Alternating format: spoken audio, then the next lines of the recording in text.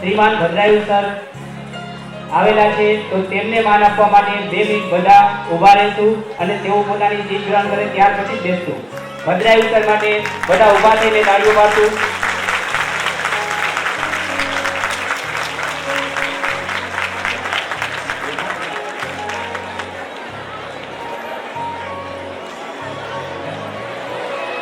તો હવે કાર્યક્રમની શરૂઆત કરીશું.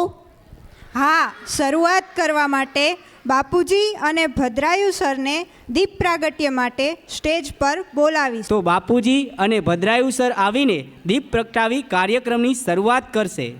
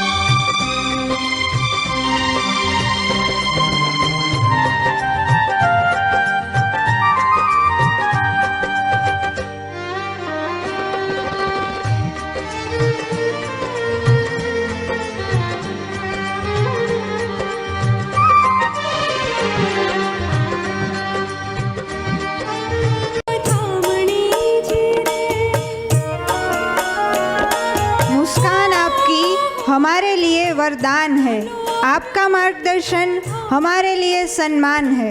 आप आए, रब हम पर मेहरबान है. बड़े नसीब वाले हैं हम जो भद्रायु सर आज हमारे मेहमान हैं. હલો, પરેશ સરને વિનંતી કરીશ કે તેઓ ભદ્રાયુ સરનું સન્માન કરશે. પરેશ સર.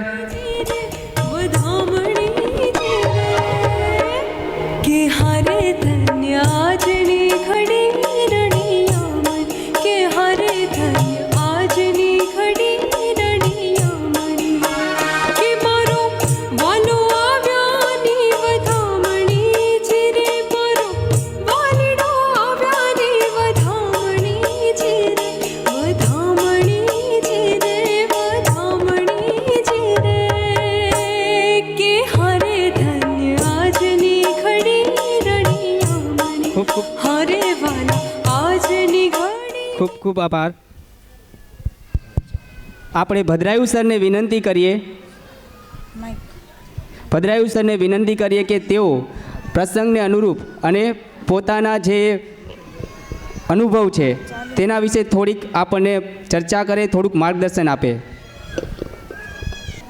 જય સિયારામ. જય સિયારામ. હવે બરાબર બધા જાગી તો ગયા છે.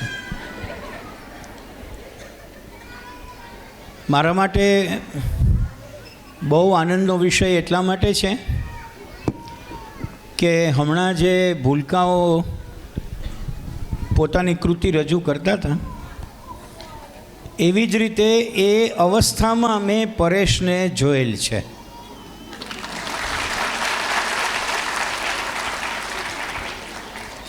અને જેને તમે બાપુજી કહો છો એમની સાથે હું મોટો થયો છું. એટલા માટે ભૂલકા અવસ્થામાં કોઈ નાનકડી અભિનય પ્રવૃત્તિ કરતા જોયેલો પરેશ આટલા બધા ભૂલકાઓની પ્રવૃત્તિઓનો અધિષ્ઠાતા બને એ મારા માટે આજના દિવસે ખૂબ જ આનંદનો વિષય છે. અને મેં એટલા માટે જ એમ કહ્યું કે આમ સામાન્ય રીતે મહેમાન વચ્ચે બેસે, પણ મેં કહ્યું પરેશને કે ના, પરેશ વચ્ચે બેસે અને હું એમના જમણે ડાબે હું ને બાપુજી 2 જણા ગોઠવાઈએ.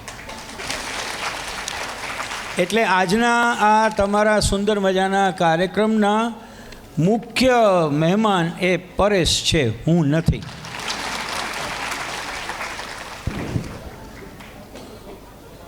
અમારો આ કુટુંબ સાથેનો લગભગ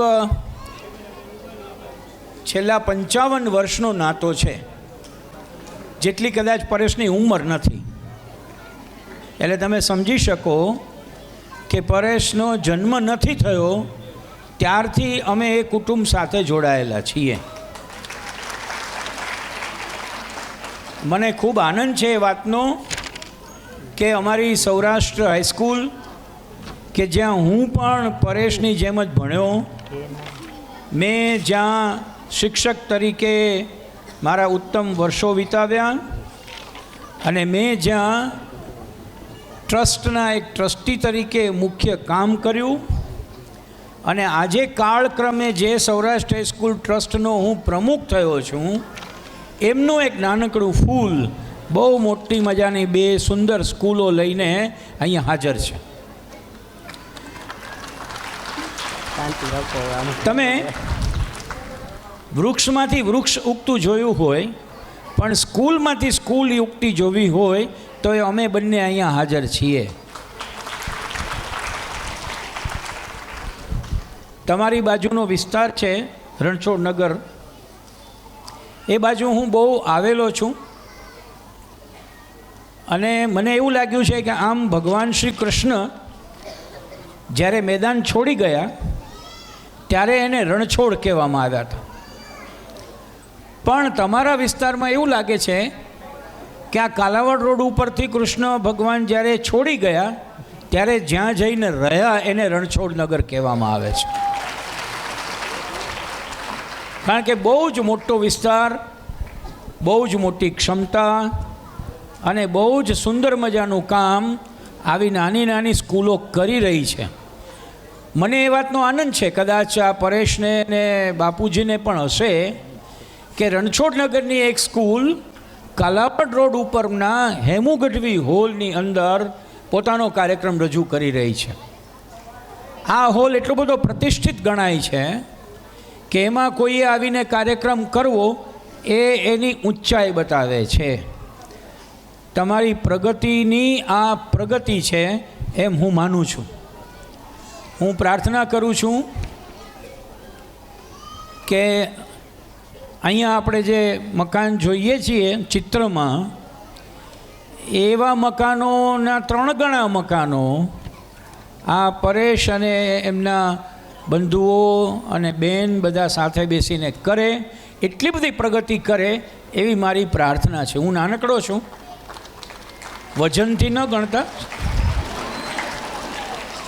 પણ આમ નાનકડો છું એટલે હું આશીર્વાદ આપું ને એવું બધું તો મારાથી ન કહેવાય, પણ પૂજ્ય બાપુ સાથેનો મારો આત્મીય નાતો છે એટલે હું ચોક્કસ એમ કહું કે હું ઈશ્વરને પ્રાર્થના કરું કે તમે એટલી બધી પ્રગતિ કરો અને આમાંથી એવા વિદ્યાર્થીઓ તૈયાર થઈને બહાર જાય કે જે પોતાની મૌલિકતા ન છોડે. મેં જોયું અહીંયા 2 છોકરાઓ એવા હતા કે જેને અંદર જવું નહોતું,